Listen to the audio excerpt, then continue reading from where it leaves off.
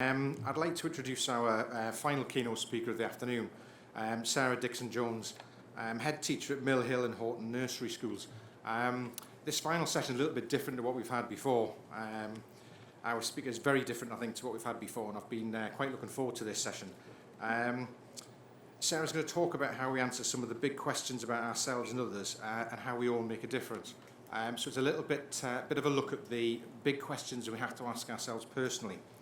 A little bit about Sarah's background. She's currently the executive head teacher of 2 maintained nursery schools in Sunderland, and has a real drive and passion for early years. Sarah started as a class teacher, moved on to an early years advisory teacher, advanced skills teacher, SENCO, and then head teacher. So today we're going to hear a little bit about Sarah's personal journey into leadership, focusing on some of the key people who saw something in her, believed in her, and helped her at various points of her career to answer the big questions about herself. So we're going to have a big round of applause for Sarah Dixon-Jones.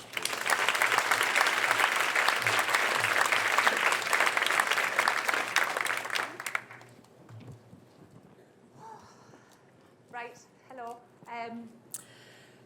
This is very different, very, very much out of my comfort zone, but let's see what I can do, and hopefully I won't let anybody down. Yes, there's some photographs up there of my schools. If I was talking about my school today, or nursery, I would probably not be shaking as much as I am. But I'm not.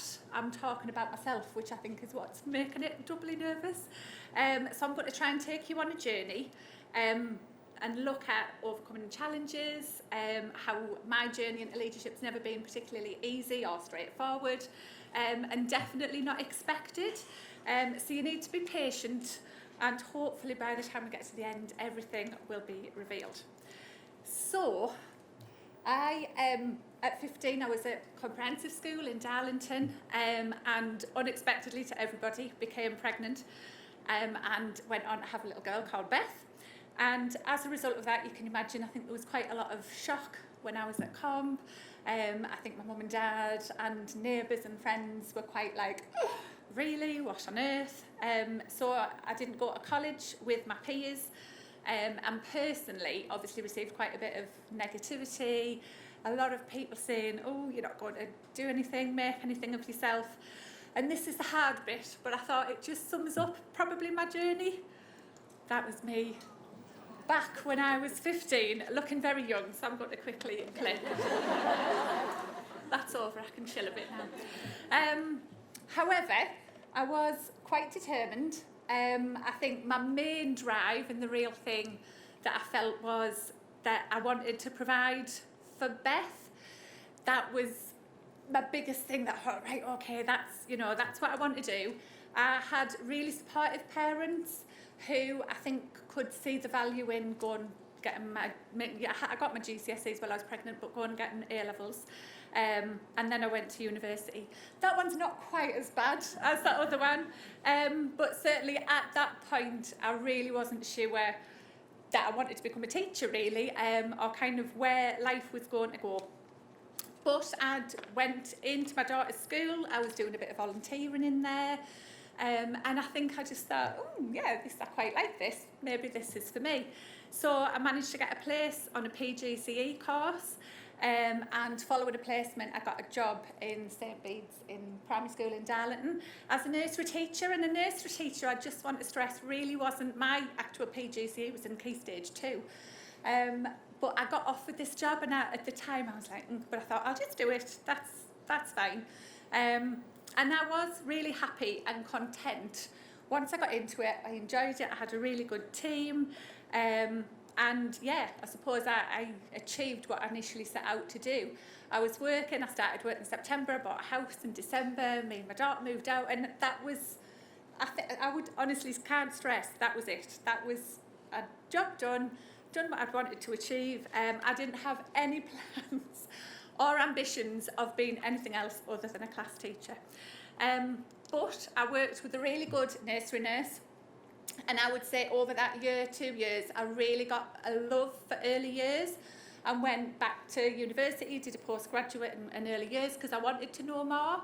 And then towards the end of that, my 3rd year, there was a job that came up working for Darlington Borough Council. And I remember thinking at the time, oh, And just people around me were like, no, go for it, give it a go, let's, you know, see what's happened. So I got it, totally shocked, as a secondment. And then, a bit like I'm feeling today, the panic sets in. And it was that feeling of being out of my depth, lots and lots of new challenges that I was facing. But at the same time, had the most amazing opportunities, was able to go and listen to different speakers. And yeah, it professionally for me, I think it really challenged my thinking, made me reflect on the kind of teacher I wanted to be, what I wanted to bring. So it was great, very demanding role, again, totally different. I remember at one point, a bit like today, where I was having to deliver the new early years foundation stage curriculum. It came out and I was faced of being in the town hall in Darlington talking to childminders and thinking, what am I doing? But people around me were like, no, come on, you're fine, you can do it. So that was a real big step, and I did that on and off for 5 years. My secondment, sometimes I was out of school 2 days a week, then 4 days a week, and again, you know, I had the support of my head teacher and things while that was happening. From there, yeah, my journey kind of continued, and again, you know, the bit I am stressing is that it wasn't planned. Just things seemed to unfold, and people saying, no, give it a go, try. And so, yeah, since then, doors have opened, and the transition into leadership has continued for me in a way that I never expected. So in June 2011, I applied for a headship. There'd been staffing changes at the school that I was at, and I just thought, no, it's time to move. Never in a million years did I expect to get that headship job. And I think when I got the phone call, I probably sounded like some demented woman that had won the lottery. I was like, and yeah, at that point, I was probably thinking, how has this happened? You know, how have I ended up here? And then started in the September. Kind of, you know, there was lots and lots. I could stand all day and talk about what that job entailed and the different parts of the job, things that I've done that I never ever expected to. But I think again, it's about stressing that there were so many times during this journey that I thought, how have I been offered this? What on earth? Like, and that feeling of, oh, someone's going to find out that I can't really do this. And yeah, then I became head teacher at Horton in September 2014, and then it was probably about June of 2017, the local authority asked whether I would take on the headship of a different nursery school who, surprise, surprise, was struggling financially. And then this was a way of trying to keep that open and keep that running. So for my sins, I said yes, and that's been interesting. But again, very rewarding, lots of wonderful opportunities. And where I'm at now, you know, as a school, we're always looking at different ways. I love my school, I love early years, I'm really passionate about it. So I am working we work in partnership with other schools, we deliver training, work with other local authorities, and work with Sunderland University as well. So it definitely keeps me busy. And yeah. So looking back, the reason this presentation came about is that I was asked to speak at a Women's Ed event at Sunderland University. And I think it really hit me at this point as to how my journey had unfolded. You don't often stop and take a look back and think, right, how have I ended up where I have come to? But when I was asked to talk about my leadership journey, that's kind of where this has come about. And I suppose the most important part that what I'm hoping to talk about today really is that it was the key people throughout different points that have supported me. And ultimately they saw something in me that I didn't see myself. Like I said, when I qualified as a teacher, that was it. I was quite happy and never ever expected to be standing here. So I think for me, it's been about all of the people that have supported me. And what I wanted to just highlight was kind of how key that is. So when I, like I said, became pregnant, it was my parents that were very much like, no, keep going. They didn't throw me out, you know, they didn't ask me to leave home. I was all right. I was, you know, very supported. They knew that importance of keep pushing me and making sure I continued in my education. Then when I became a teacher, I think it's a little bit like when you pass your driving test, you're behind a car but you don't really know what you're doing, and I felt like that as a teacher when I first qualified. And Sharon, I was actually out with Sharon on Monday night, and I told her, I said, your name's up on my PowerPoint. And because she was my nursery nurse that I worked with, and she was the person that for a long time I would go to and say, what do we do with this child? What about this? And she was like a fountain of knowledge for me, really. And she never once went, well, you're the teacher, actually you should be doing this. You know, she just helped and supported me, and you know, that helped me to develop my love of early years, I suppose. And then moving on, when I got my advisory post, Claire Taylor was the head teacher at St Bede's at the time, and again I think she saw something that in me that, like I said, I didn't see, that she just thought, actually you need this opportunity to kind of go spread your wings and become an advisory teacher. She could have easily said, actually it's going to cause me a headache staffing wise and trying to sort out, you know, which I appreciate now, but she didn't. She just said, no, go and get on board, do it, go and enjoy yourself. And she benefited because I learned lots and brought it back to school, so she maybe saw what she was doing. Sharon Brown again was another person who, when I was having wobbles about delivering training, she was like, no, you know your stuff, go and stand up and be proud and go and do it. So very much gave me that confidence when I was having a little bit of a wobble back then. And still today, you know, yes, I am where I am, but there are so many people that give you a nudge, give you that bit of encouragement. Chris Archer was the lead of early years in Darlington, and when I was looking at my first headship, going, do I apply, do I not? She was saying, no, go for it. Jackie Stroud works for Darlington Borough Council, and again, when I was having wobbles, when I felt out of my depth, when I wasn't sure about things, she very much said, no, come on, you know, you can do it, take a chance, give it a go. And again, now, where I'm at now, I've got an amazing leadership team, and Kay, my office manager, and I would say we are one huge leadership team. We have ideas, we bounce things off each other. They are always encouraging me to, you know, think outside the box a bit, go with something if you want to and you think it can be achieved. So, but for me, if I was to ask them people, well, they'd probably all be really surprised that I've mentioned them today, because I don't think at the time they would have any idea what a positive impact that they had on my life, and how today I can stand here and say their support's helped. So, you know, it certainly wasn't what they set out to do, but they have had such a big impact on me. So, you know, what did they do, I suppose, was what I was thinking about. What was it that was so crucial? And these are just some of the bits that I thought of. You know, they were really encouraging and very, very supportive. They believed in me when I probably didn't overly believe in myself and was having moments of doubt. They prompted me, they definitely challenged me, they guided me, listened to me lots when I was full of mad ideas. But they nurtured me as well. I think, you know, people knew when to put a bit of an arm round, when to say, no, keep going, you're doing all right.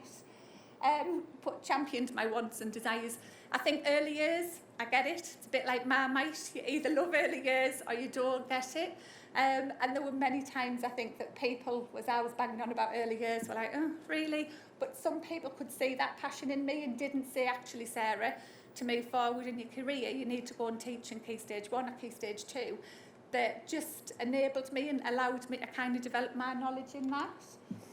They very much allowed me to be myself and to be passionate about early years, really. And we had Ofsted in end of February, which was a wonderful experience. And in the report, obviously I spent all day talking lots, and she put that my love of early years was quite infectious. And I thought, that's probably her way of saying, actually, you drove me mad talking about it. But yeah, you know, certain people have definitely allowed me to be passionate and to follow my dreams. I think that, you know, I've definitely had times during my career where people were saying, oh, I don't think it would be sensible to do that or not do that, where other people were just like, no, go for it if you're happy about it. A lot of people haven't judged me. I know someone earlier today was saying, oh, when did you become a head? You know, being a teenage mum, at my age, you know, I've seen people go, oh, right, okay, but certainly the people that I mentioned never did that. They never put a ceiling on what I could do or what I could become. and probably were quite patient with me. So you may be thinking, that's wonderful, but how does that relate to me, or why am I hearing about that today? Because to be fair, when I was asked to speak, I didn't think, oh, how am I going to link this to everybody in the audience? But, and I think David's mentioned that this morning, for me, it's just about how everyone can make a difference and be that person to support somebody else on the journey. And it doesn't matter what your role is within that school community. You could see from my list, I had a nursery nurse, my office manager, head teachers. Actually, you know, everybody has made a big difference to me and really helped. And you might not get to, you know, you might not think about what you're doing and your role, but I know there will be people around that you can touch, and those words of encouragement. And that's, again, for me, my own experience, you know, have really influenced the leader that I want to be and that I try to be in my two schools. I want to make a difference. I think it's such a privileged role. Hard, demanding, lots of things to juggle, but a real privilege. I absolutely love it. I never wake up after a holiday and never want to go. I really, really enjoy what I do. And I think for me, I want to offer support to other people because I know the impact that it's made on me. So I've had lots of opportunities probably over the last 3 and 4 years of being able to let staff kind of follow their interests. So I've got a member of staff that's done a level 3 in forest school qualification. I've got one of my nursery nurses that's just finished a schools direct teaching placement, and she qualifies as a teacher this year because, again, I could see something in it and I just said, go for it, you know, give it a go and see. And without that, you know, me being able to give that, I feel really privileged to be able to do that. Other people, I've got another member of staff who I allowed to go down to 4 days a week because she wanted to go and do a postgraduate qualification in something she felt passionate about. So all of these things, I think I see and just think, yes, I've been able to see things in people and give them the opportunity. And so for you, it's about that work in school enables you to come into contact with so many different people, and you'll see different sparks, different bits in them that perhaps a head teacher doesn't see, perhaps that they don't see in themselves. And it is just a truly amazing position to be in. And, you know, they'll look back and hopefully one day kind of go, oh, you know, you were that person that maybe just smiled at them on a morning. Or I've had instances where my school manager will come, my office manager comes to me and says, I've heard that member of staff on the phone to a parent and she was absolutely lovely, like she's really surprised me. Or, you know, in general conversation, they'll come back and feed me with information, and I think, oh, right, okay. So going back to the question at the start about making a difference and the who, when, the where and the how, and I suppose it's just to say to everybody, it doesn't matter what role you're in, whether, you know, even if you feel valued or don't feel valued, but everyone can make a difference. Any point throughout the day, you know, it's sometimes I had a parent, I try really hard to always stand on the door when the parents are coming in. And when she was leaving, she said, you know, it's just always nice to come in and you're smiling and you're welcoming. And she said, I can be coming in, my hair's a mess, I've had a really hard day or morning getting the children ready. And I think it's, you know, for her to say that obviously did make that little bit of a difference for her. The where is the school, the wider community, and the how is just about, you know, being supportive by listening, by being encouraging to people, by nurturing them, by believing in them, and by speaking out. Because sometimes as a head you are juggling different plates and you know you can miss things, and so I very much rely on other staff, my leadership team, my office staff to fill me in on gaps and things, because you know you never know how or if you're going to make a difference, but you're certainly in a prime position to do so. I've got 2 minutes left and I'm on my last slide, so all is good. So yeah, looking back, I still get really surprised at where I am now, and the journey that I've been on. Never ever, when you look at that photograph of that 15-year-old with a baby, ever expected to be where I am. And I can truly stand here and say it is because of the support I've had from different people along my way on my journey. I love my job. It's a privilege to make a difference to the children, the families, to the wider community. And just to finish off, I thought people might like the end of the story. So that's Beth last year. Yes, she graduated with a degree and a Masters in Law, and she is 1 year into a trainee. And when I was putting the PowerPoint together, I was showing my husband, and Libby and Jacob came along, and they were like, well, where am I on this? So I thought they needed a starring role. So that's my journey, totally different. No dancing words or music or dance movements from me today. But I just hope that, you know, it's maybe giving you a different way to look at your role and the impact when you come into contact with people, the difference that you can make. Thank you.